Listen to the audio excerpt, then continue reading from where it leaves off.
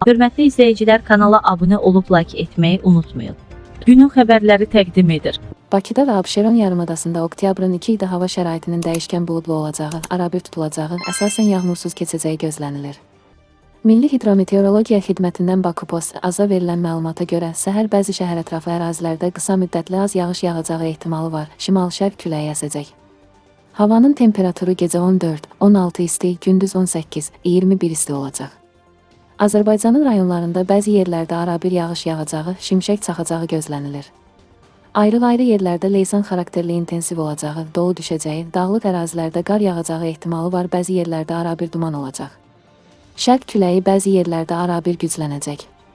Havanın temperaturu gecə 13-16 isti, gündüz 17-21 isti, dağlarda gecə 4-8 isti, gündüz 10-15 isti olacaq.